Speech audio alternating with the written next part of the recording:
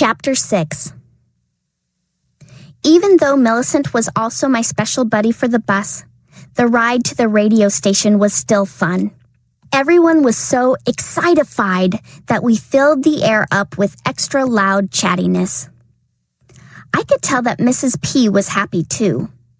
A for instance of what I mean is that she led us in a round of my favorite clapping song.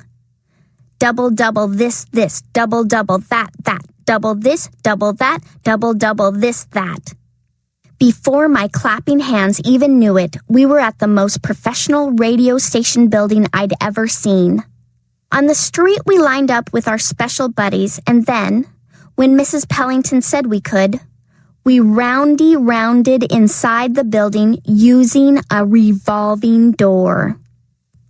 Inside, there were lots of people rushing around importantly. Elliot's mouth dropped off his entire face. He pointed. "You are not going to believe this." I followed his finger. There was a little store with at least 100 teen shelves of candy and gum. I had to work there. I never knew that work buildings had places to buy candy. For breakfast? Even Millicent looked up from her book to see all the deliciousity. And Elizabeth seemed really excited too.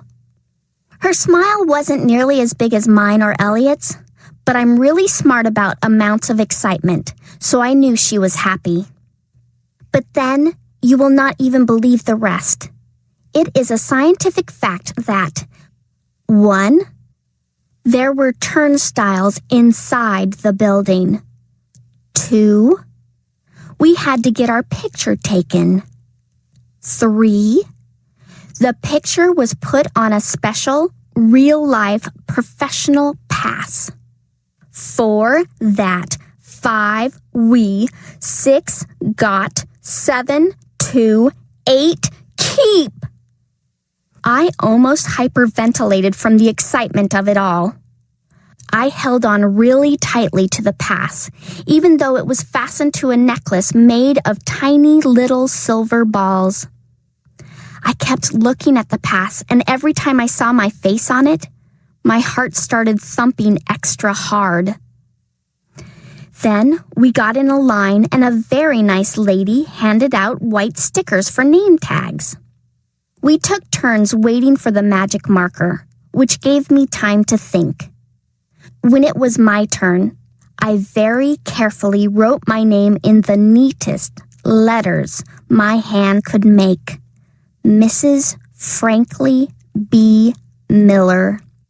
When it was Millicent's turn, Elliot tapped her on the shoulder to get her to stop reading. His tap said, "I wish I was Frannie's buddy." Then we went through the turnstiles in the lobby to a bank of elevators. There were 8 elevators there, just like in the Chester Mall. When I looked over at Elliot, he sent me big, buggy eyes, which meant he was also hyperventilating. When we got into the elevator, Mrs. Pellington pressed 16. And that's when I knew just how lucky a day this would be.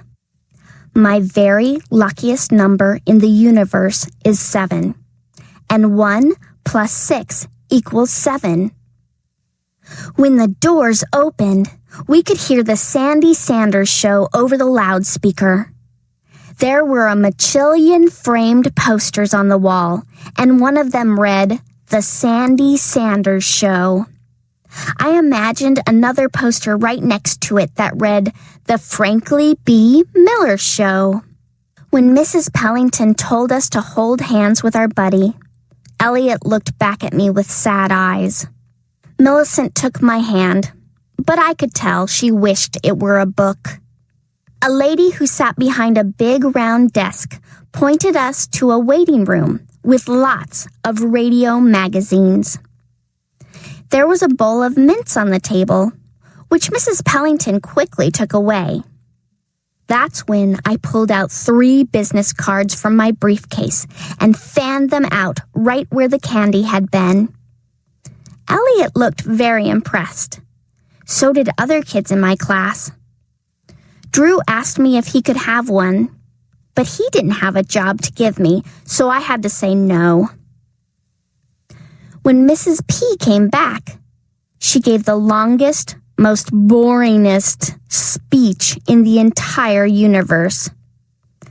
And the worst part was that she looked at me the whole time. As she talked, I realized that I had to go to the bathroom. I wanted to hold it in as long as possible because that felt like something an adult would do. But after a little while, I was not so sure how adults did this because it was getting very hard to sit still. I jittered my knees, I crossed my legs, I stood up. I sat back down. I stood up again. Finally, Mrs. Pellington said, "Frannie, what on earth is going on with you?" Now was my chance to tell her, but I was too embarrassed to say it in front of my whole class. "My legs are very excited," I said. "Well, sit back down, please. You can stand when the tour guide gets here, which should be any minute." I sat back down and realized right then that I was not adult in the holding in way. I needed to get Mrs. Pellington alone so I could tell her this in a whisper.